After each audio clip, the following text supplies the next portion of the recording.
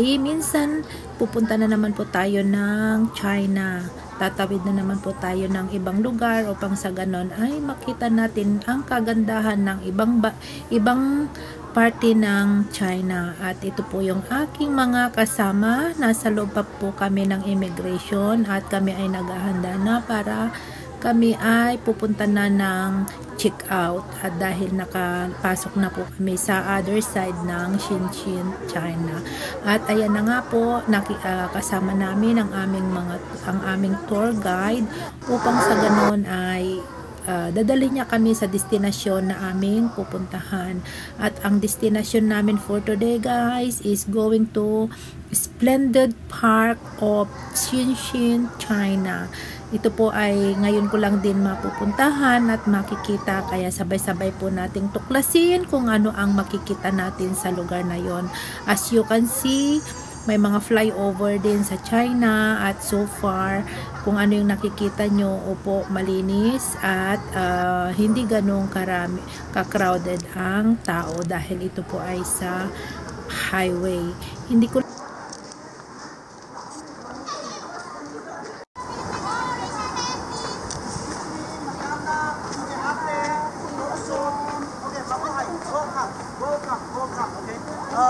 by the way, you know, today we have one tour guide.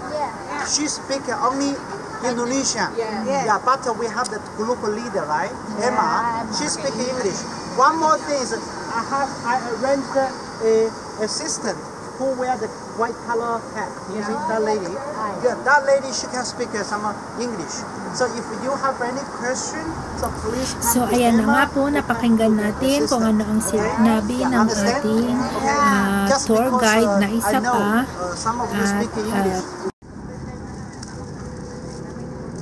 Family, mamanya sudah datang? Silver pasang.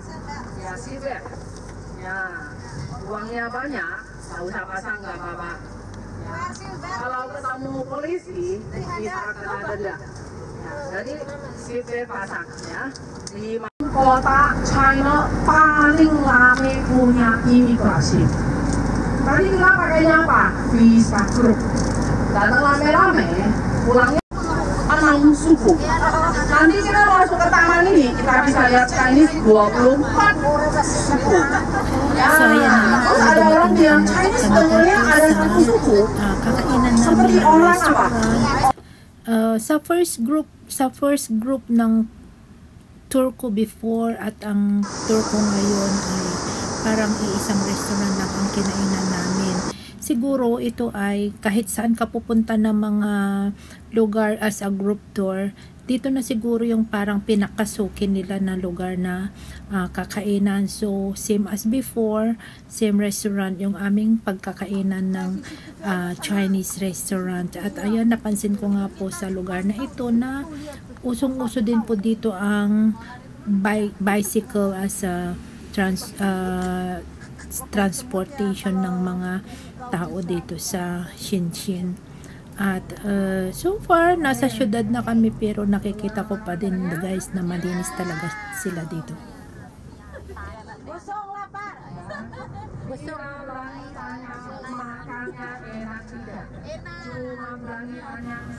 So now, guys, we're on the way na sa aming pupuntahan na park. Tapos na kaming kumain at nasa couch na ulit kami.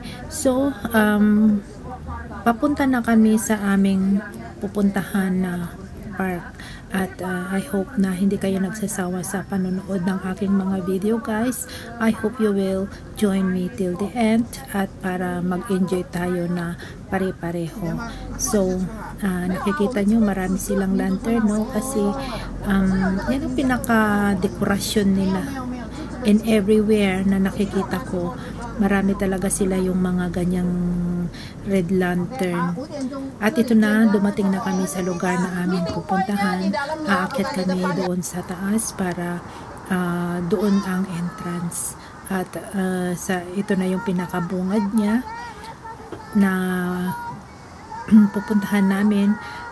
parang may gate pa kami na papasukan para makapunta doon sa park, at napakaganda ng lugar na ito. So dito ay nagkaroon pa kami ng mga shooting para for remembrance, na hindi naman makalimutan yung napakagandang lugar ng park na ito. So see you guys later on. Until the end, please keep on watching. At ito po ay first part pa lang po ng aking video.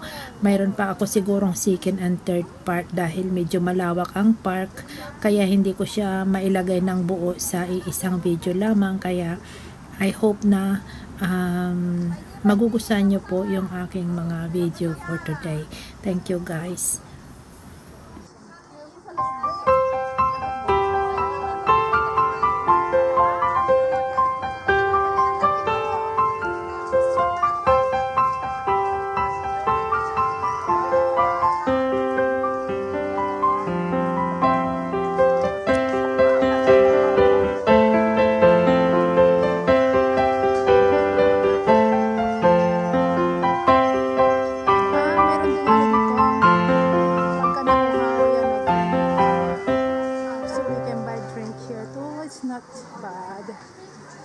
Barato din. Uy, mga ano lang oh, $8.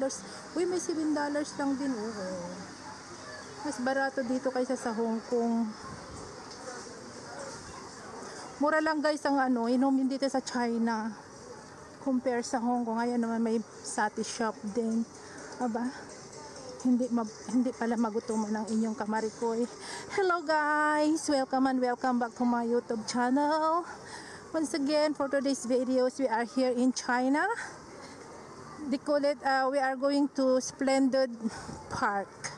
They call it Splendid Park, and it is my first time to come here, so we will enjoy together visiting this place. So stay with me guys and watch till the end.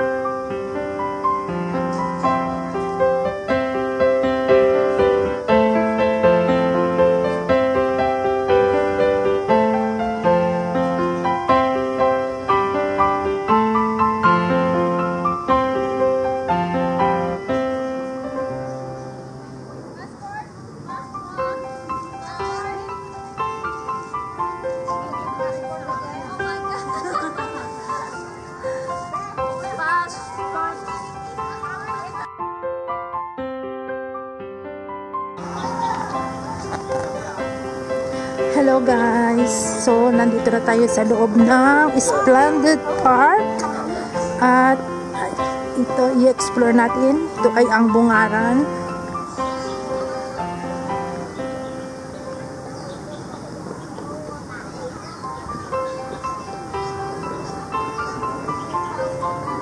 Wow!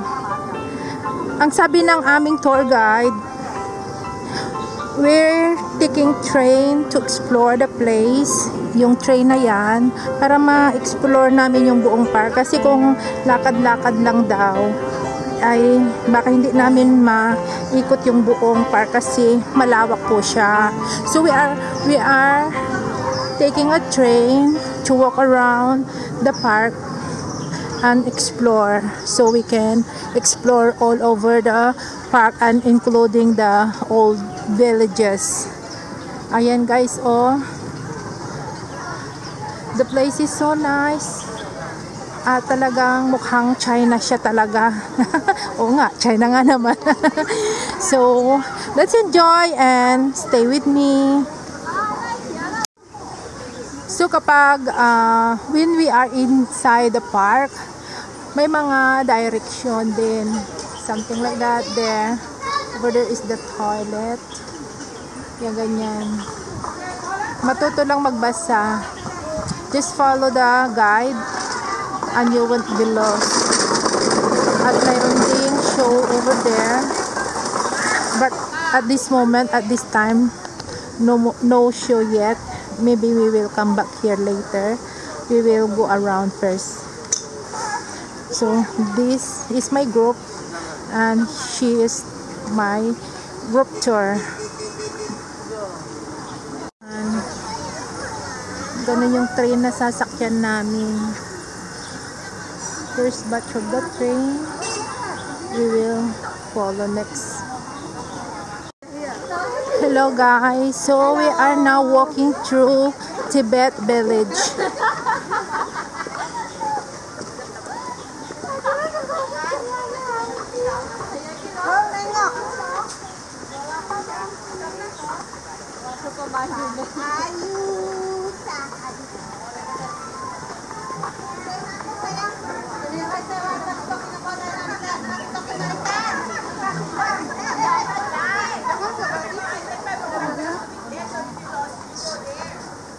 So may mga maliliit din na restaurant na pwedeng kakainan along the way. Satay restaurant here. And when you come here, you will prepare China dollars because they won't accept Hong Kong dollars or Alipay. So I didn't prepare my China dollar, so I am using Hong Kong with someone.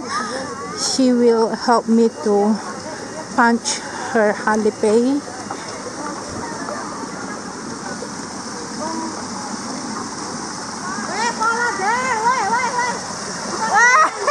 Anaknya hilang.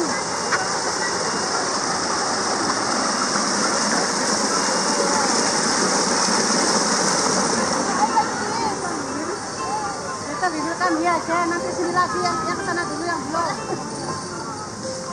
Wah ini nanti itu kesini. Grapevine.